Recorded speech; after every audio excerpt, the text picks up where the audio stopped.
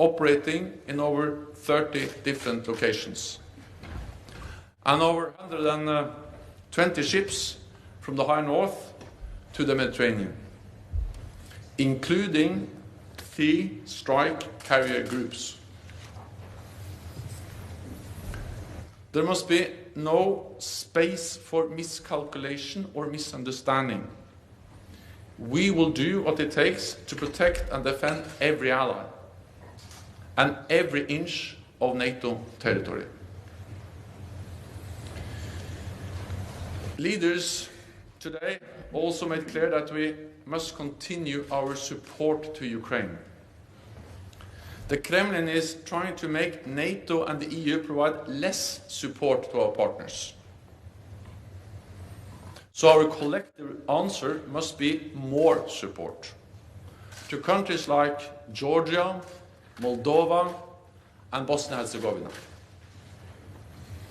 to help them succeed with their democratic reforms and pursue the path that they have freely chosen.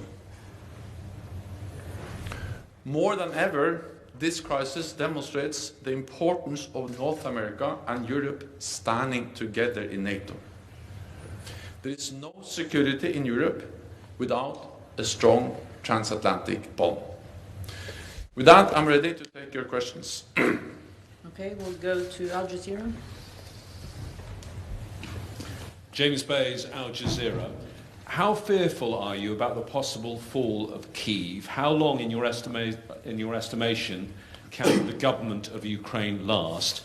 And if we move to a resistance insurgency type situation, what support can NATO then give? So what we see now is a full-fledged invasion of Ukraine from multiple directions with air, sea and land capabilities. And this is actually in line with what our intelligence services predicted over a long period of time, because we saw the build-up around Ukraine with air, sea and land forces. We see, of course, that they're moving towards Kiev. We also see the rhetoric, the messages, which is strongly indicating that the aim is to change government, to change and remove the democratically elected government in Kiev. We are in close contact with the government of Ukraine. We are, of course, monitoring the situation very closely. It is still a fluid situation. What we have seen is that the Ukrainian forces are fighting bravely and are actually able to inflict damage on the invading Russian forces. But again, it is a very fluid and an evolving situation. NATO allies expressed at the summit today that they provide support to Ukraine. They are ready to continue to provide support to Ukraine, military support, financial support, humanitarian support. And then I think we all have to judge how things evolve. But the message from NATO leaders and also from Finland and Sweden, EU, is that we are there to support Ukraine. We have supported Ukraine for many years and we continue to provide support. We'll go to the National Press Agency of Ukraine. Dmitry Shkurko, National News Agency of Ukraine. Secretary General, in the current situation which we observe now in Ukraine, does NATO preserve its desire to assist Ukraine with defensive equipment? In particular, can we expect that NATO will provide Ukraine with so badly needed anti-aircraft equipment? Thank you so much. So NATO allies continue to provide support to Ukraine, and it was actually at the meeting today at the NATO summit with EU and Finland and Sweden, allies announced and also informed other allies about the type of weapons, the type of support, and some of that also includes air defense systems. So NATO allies have and continue to provide support, military, but also different types of equipment to Ukraine. Then we all realize that, of course, in this very evolving and and difficult situation, it's hard to predict what will be what are the possibilities in the future. But allies are providing support and are very committed to continue to provide support. Okay, we'll go to NBC, just behind the cameras.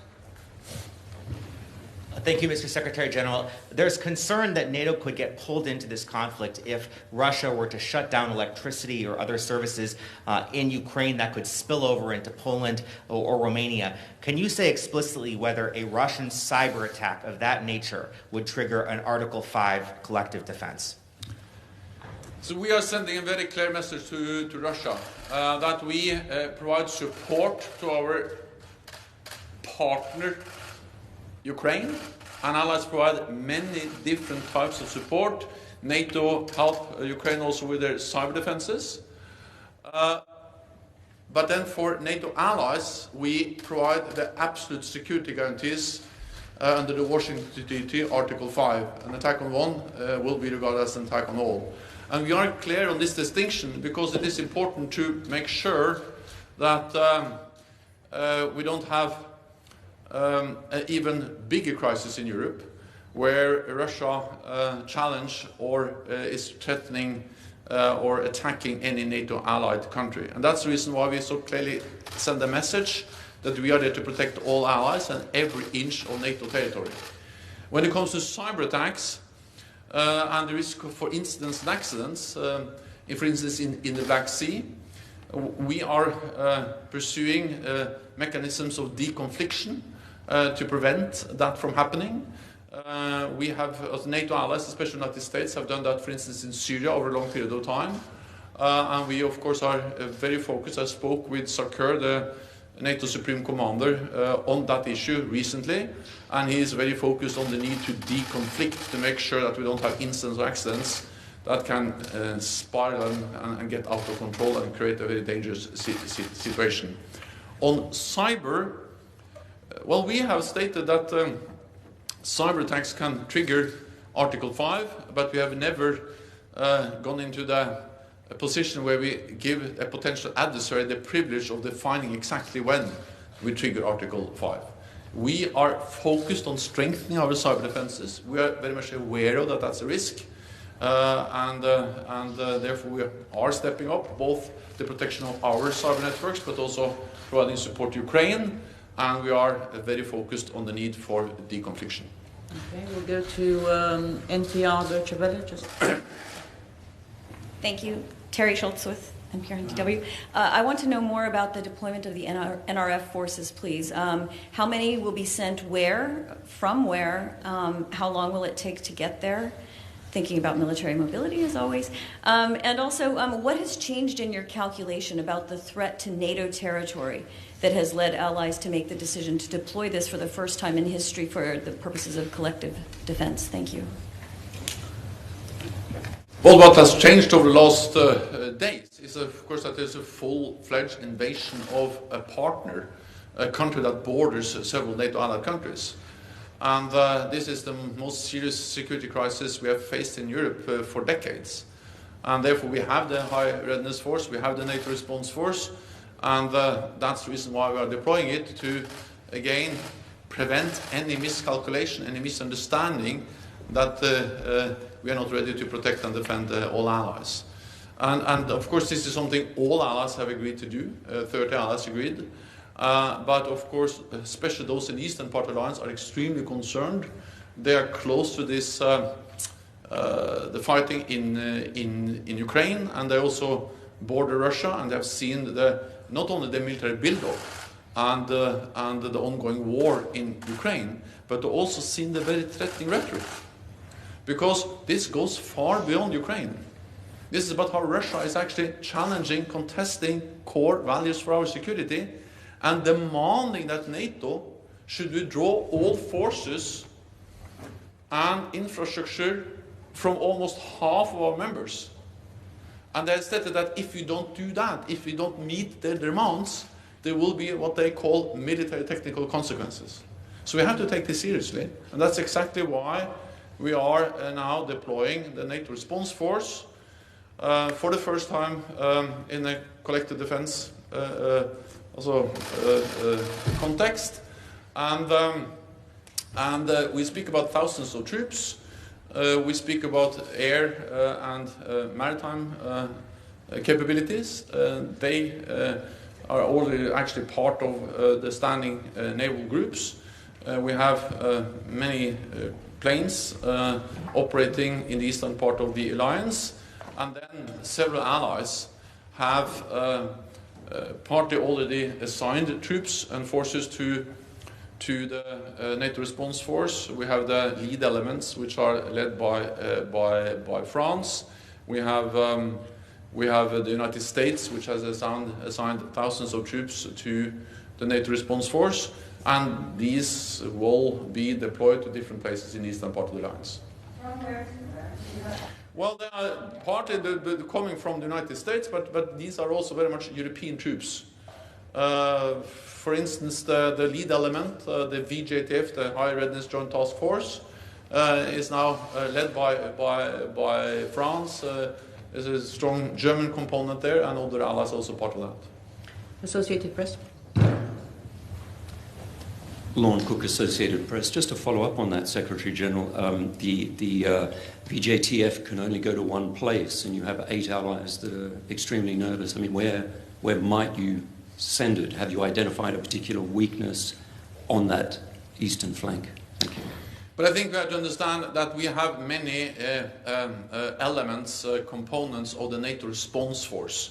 We have increased the readiness of the NATO response force, and then I don't speak only about the lead element or the VJTF, the Very High Readiness Joint Task Force, but we speak about more elements than just that one.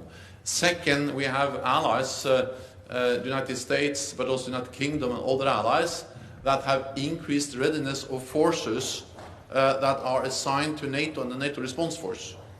So, of course, these are additional forces that we can deploy as part of the broader deployment of the NATO response force. I'm not saying that we are deploying the whole force. The size of the NATO response force has been tripled since 2014 to roughly 40,000 troops. I'm not saying we are deploying the whole thing. I'm saying that we are deploying elements of the lead, also the VJTF, and elements of the rest of the NATO response force. And then it is for SACEUR to make fine decisions exactly where the different elements are deployed. But we activated the defense plans yesterday, and now the elements of this force will be deployed, or is being deployed. Okay, we'll go to TV2. Lady in white. Lady in white, over there. Thanks, Elin Sørsdal, TV2 Norway. I'll just follow up on AP and what Terry from NPR said. How quick can these troops and this force be deployed? But some of these forces are already operating because we have sea and air forces, which are also already part of the NATO maritime forces operating from the Barents Sea down to the Mediterranean. Some are air forces, the air component of the NATO response force, and then some of the land forces are also can move within a few days because they are part of either the lead element, which has already high readiness, or the other elements that has been put on high readiness. So we speak about days, and some are already operating because we have increased our presence already. Okay, we'll try to take a couple of questions online. We'll go first to Frankfurt Allgemeine Zeitung, Thomas Kuczka. Thanks a lot. Good afternoon. Secretary General, in the statement that has just been released, it is said that Russia's actions are flagrant rejection of the principles enshrined in the NATO-Russia Founding Act, and then it continues, it is Russia that has walked away from its commitments under the Act. Does that mean that NATO now considers the NATO-Russia Founding Act as obsolete, or do NATO member states are they still bound, do they still feel bound by this document? Thanks a lot. Also, NATO leaders decided today a statement where they clearly state the fact that Russia has walked away. The NATO-Russia Founding Act is based on some core principles enshrined in the Founding Act, and that is the respect for territorial integrity and sovereignty of all countries, including, of course, Ukraine.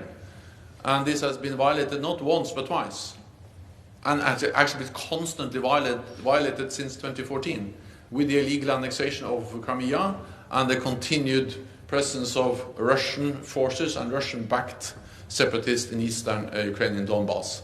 And this is further violated with the full-fledged invasion of the Ukraine that we have seen over the last couple of days. So what we see is that Russia show no respect for the NATO-Russia Founding Act. And of course, if you have a founding act between two partners, NATO and Russia, and one part doesn't respect that agreement, the agreement doesn't work. It doesn't function. It doesn't help us to improve our relationship with Russia. Because even if the founding act has good provisions and good intentions, if these intentions and the provisions and the founding act is not respected, it doesn't work. So that's the reality. The NATO-Russia Founding Act doesn't work because one side, Russia, has violated it over many years, but now we see a extremely blatant and flagrant violation of the Founding Act with the invasion of Ukraine. We'll take the next question online also from Greg Palkett from Fox. Thank you, Juana. Thank you, Mr. Secretary General.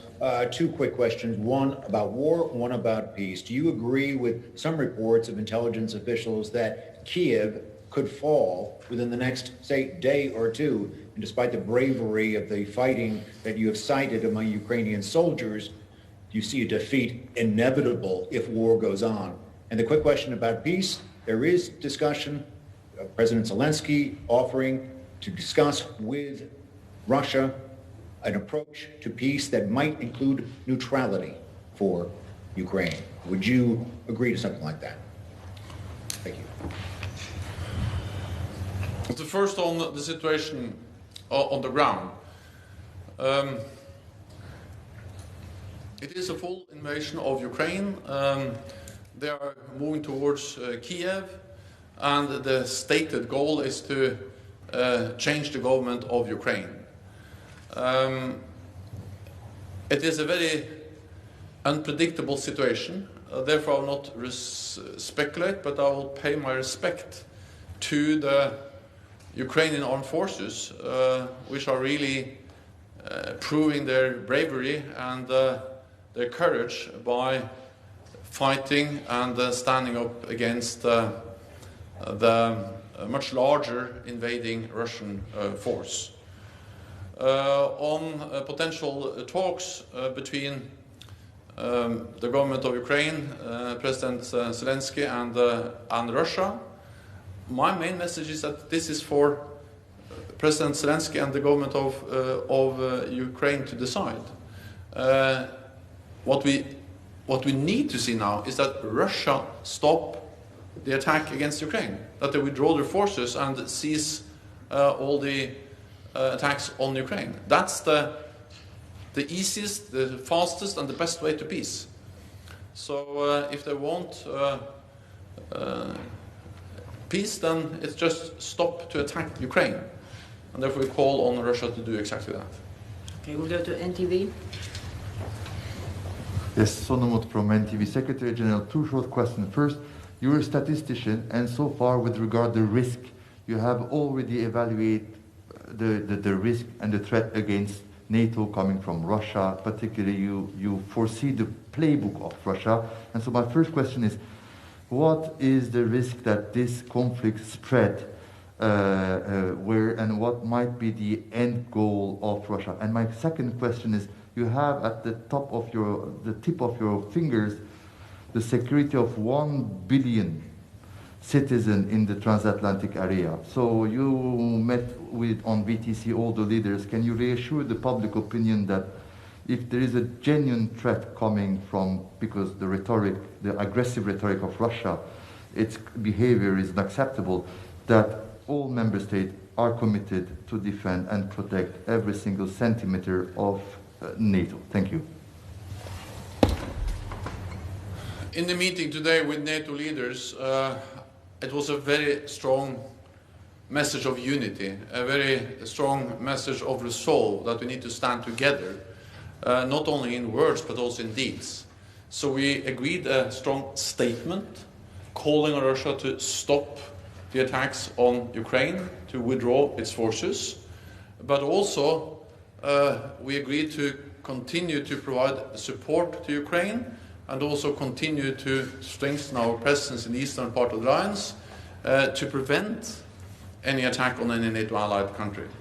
We have a defensive presence in the east. We are increasing our presence not to provoke a conflict but to prevent the conflict.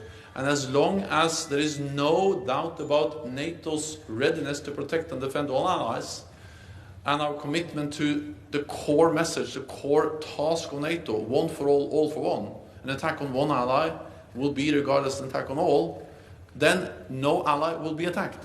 And that will prevent the conflict. And that will preserve peace for NATO allies and for 1 billion people. And that's the reason why we communicate so clearly, and that's the reason why we are deploying more troops in the eastern part of the alliance, to make sure that there is no possibility to misunderstand our readiness to protect and defend all allies. And again, this is to preserve peace, to prevent an attack, and to prevent that the war which is going on in Ukraine spill over to any NATO allied country. And that was the message from NATO leaders today. That was also the message when I met with many of them in the G7 yesterday. And that is also, of course, a message when we speak to close partners, Finland, Sweden, and the European Union, because we all are concerned, and Russia's attack on Ukraine is more than an attack on Ukraine. It's a devastating, horrendous attack on innocent people in Ukraine, but it's also an attack on the whole European security order, and that's the reason why we take it so extremely seriously. Deutsche Welle. Thank you, Alexandra von Nahm, Deutsche Welle. Secretary General, one question on Ukraine's request for Turkey to close the Bosporus for Russian warships. Was that discussed today? And one follow-up on the question just asked. We heard today from the Lithuanian foreign minister saying that when we lose Ukraine today, we will be fighting for NATO later. Would you say that the statement is exaggerated? Thank you. So on the Bosporus, that was not an issue.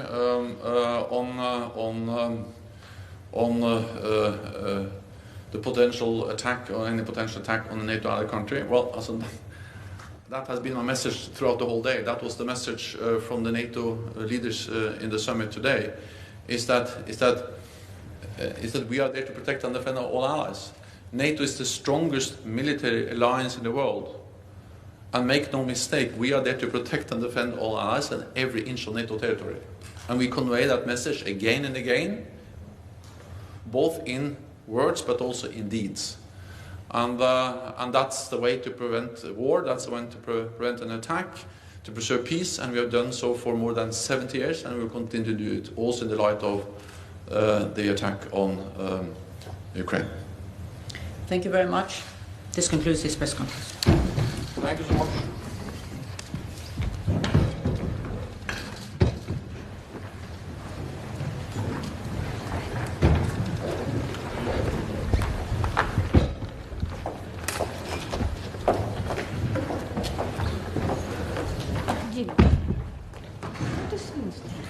Ну что ты такое?